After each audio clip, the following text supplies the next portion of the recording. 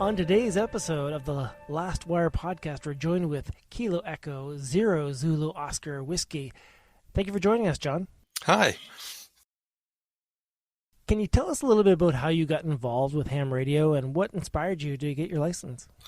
I actually got involved because it's something I've been interested in for a long time.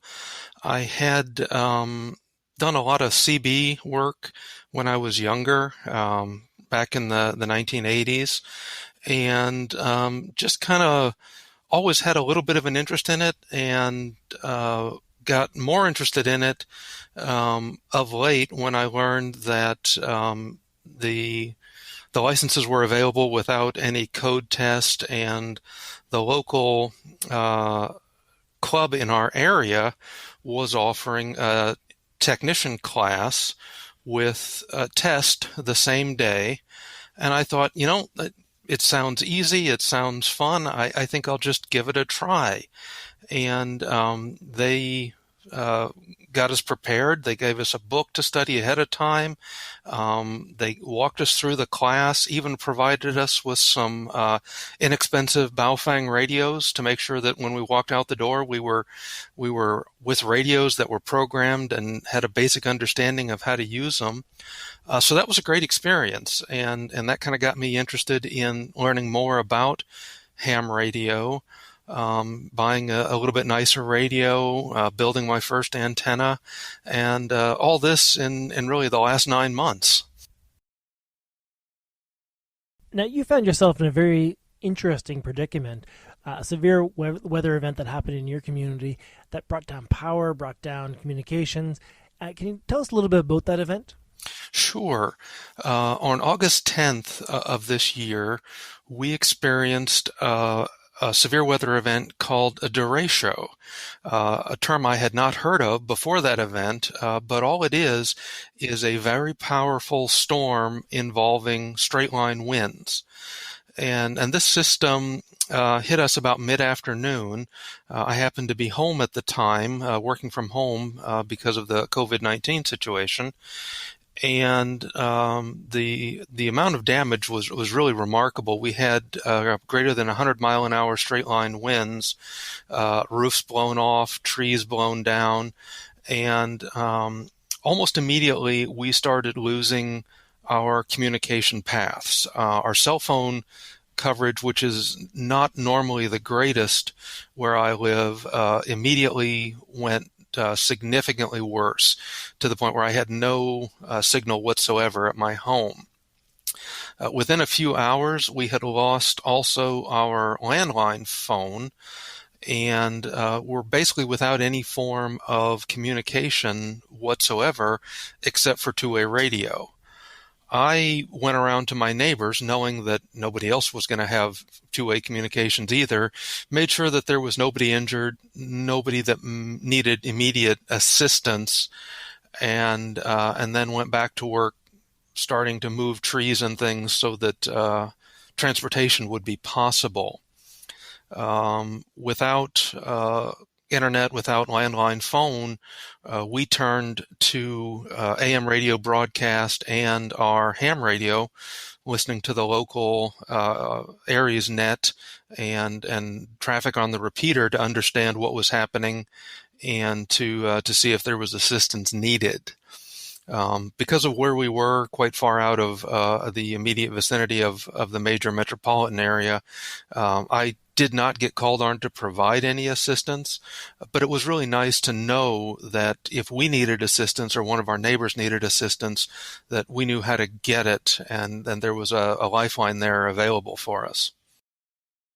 Now, an event like this, were you surprised by it? Was there weather warnings? Was it like a tornado that just dropped down and all of a sudden you have this significant event, or was there buildup leading up to the day? There was a little bit of buildup. In fact, we had warnings earlier in the day to expect severe weather and to expect high winds. In fact, the local weather service did issue warnings that were equivalent to a tornado warning just before the event. And we had, I would say, maybe a half an hour's notice that it was going to get really, really bad. Now, from an infrastructure perspective, what was the information being transferred? Was it via the repeaters? Was it via a weather network? How were you getting information at that point before the disaster happened? Before the disaster, we were listening to National Weather Service radio and watching the information on the National Weather Service website. As the event started unfolding, we turned to the AriesNet on the local repeater for a while. Unfortunately, the repeater was offline for a short while during the event, and then we went over to simplex frequencies to try to get more information about what was happening. Now, were you successful using just a Bofang radio, or did you have a different type of communication network?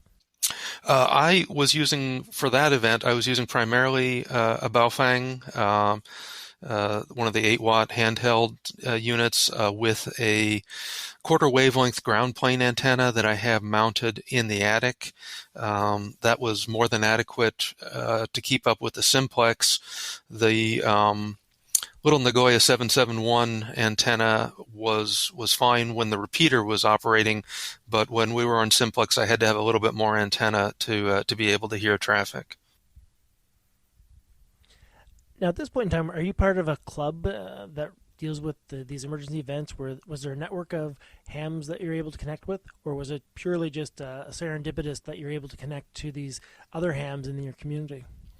There is a network. The local Lynn County Emergency Management Network is a chapter of the ARRL ARES network, all specifically trained individuals who are facilitating communication in the event of things like this, any type of emergency situation. Not the first time this club has been active in providing emergency communications. We've had other natural disasters in the past. This was just the first time that I got to listen in on those conversations and really understand how they worked. Being a new ham, I haven't gotten that involved in the ARES network yet, but I hope to, as I get more emergency management training, be able to help serve our community that way. When I look at the technology, a simple Bofang, it's a great piece of hardware. A lot of people, make fun of it or criticize it, but it's one of those devices that I know I have 4 or 5 of them. My kids have them. We set them up with simple chat groups and the ability to program it. It's a really great piece of technology, and it's great for any Go kit. When I look at this disaster situation where you have the severe weather, it's almost, I think everyone should have one in their kit. And even if you're not a ham, the ability to have one so you can listen to what's going on, so you have those communication links, it's important. And not only that, to be able to have a few inexpensive radios lying around that you can provide to other individuals who might need emergency comms in a situation like this. It's really difficult to take a big base station antenna with you out to the field when you're looking for people who might need help. But one of these little Baofangs, throw 2 or 3 of them in the car, and you can create a network of emergency communications very quickly, very inexpensively. I think they're also great for getting new people interested in amateur radio. The cost of entry is so low that people aren't afraid of spending a bunch of money and then figuring out they don't like it. They're not afraid of, hey, I'm going to make this huge investment and then it's just not going to work out for me. Most people who buy the Baofangs get hooked, so I think they're just great. I think you hit on a key point there, that when you look at the entry point, the cost of entry point, and a Bofang is so low, it makes it easy and accessible, and it's not a burden. And even that point of sharing that technology, no one really wants to hand over their walkie-talkie, a Yaesu brand new, with Fusion radio connected, to the neighbor and say, here, you take this, and if you need anything, you call me if there's an emergency. But a Baofang, you're looking at less than $25. Here you go. If you break it, no big deal. And as an emergency organization, as a community, it's a great investment. Oh, I agree. Yeah. What did you learn? You said you're a new ham. From this experience, what did you learn? What's in your Go Kit now that may not have been in your Go Kit beforehand? What things have you done to prepare for these events? One of the first things I learned was that while my home base station antenna works great on simplex, that little Nagoya 771 on the handheld is not really good enough where we live for simplex usage. So one of the first things on my list was a better antenna for the vehicle, something that it was a little bit better than in a rubber ducky or just a standard mag mount, so that I could actually get to some other hams when I'm operating on simplex. I think that's a valid lesson, and the ability to use simplex. A lot of people don't even try it, and I think that's something we should all be testing and exercising. And I know the National Association has contests where if you get 100 contacts on simplex, you get a certificate. So there's great opportunity for people to use those bands and to use those frequencies and not go through the repeaters, which on 2 meters, most of us, that's where we go. hmm Yeah, absolutely. And I'm very fortunate that there is an active simplex net in this area that I participate in regularly. And I have learned a lot from the other hams in the area about how to make contacts, how to really make my signal reach further, both with my home base station and with the handhelds.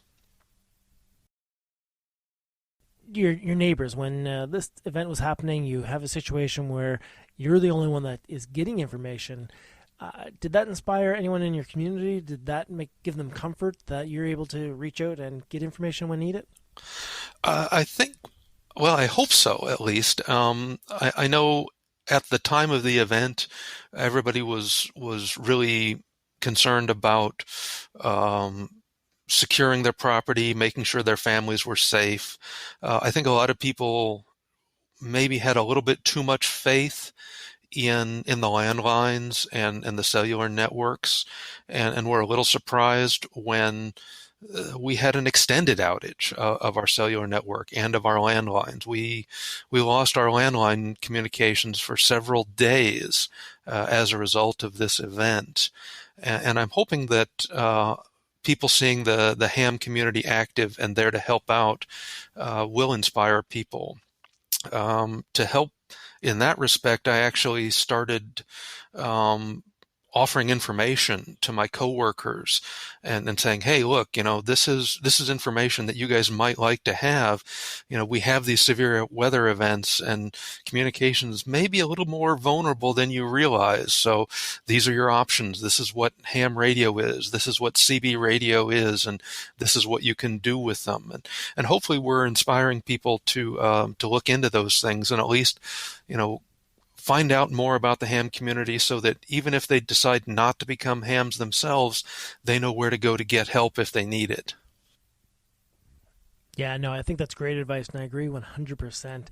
When I look at the ability to communicate during any event, and even when you think of New York with the power outage and other regions, we had relied so much on our cellular network and that one backbone of communication that when it's gone, we really don't know what to do. And I think ham provides that alternative to multiple bands, multiple frequencies, and multiple modes.